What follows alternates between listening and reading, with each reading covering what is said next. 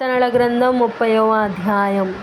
యెహోవా నా శత్రువులను నా విషయమై సంతోషింపనీయక నీవు నన్నుద్ధరించియున్నావు. అందుకే నేను నిన్ను కొనియాడుచున్నాను. యెహోవా నా దేవా, నేను నీకు మొర్రపెట్టగా నీవు నన్ను స్వస్థపరచితివి. యెహోవా, పాతాళములో నుండి నా ప్రాణమును లేవదీసితివి. నేను గోతిలోనికి దిగకుండా నీవు నన్ను బ్రతికించితివి. యెహోవా భక్తులారా, ఆయనను కీర్తించుడి.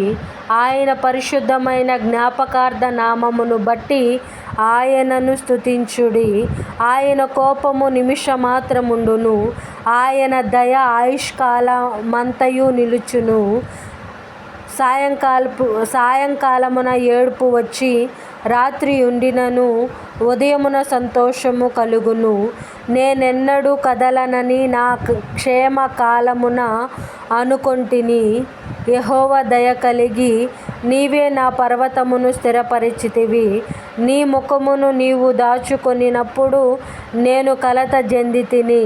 యెహోవా, నీకే మొర్రపెట్టితిని. నా ప్రభువును బ్రతిమాలుకొంటిని. నేను గోతిలోనికి దిగిన ఎడల నా ప్రాణము వలన ఏమి లాభము? మన్ను నిన్ను స్తుతించునా? నీ సత్యమును గూర్చి అది వివరించునా? యెహోవా, ఆలకింపుము, నన్ను కరుణింపుము. యెహోవా, నాకు సహాయుడవైయుండుము. నా ప్రాణము మౌనముగా నుండక నిన్ను కీర్తించునట్లు నా అంగలార్పును నీవు నాట్యముగా మార్చియున్నావు.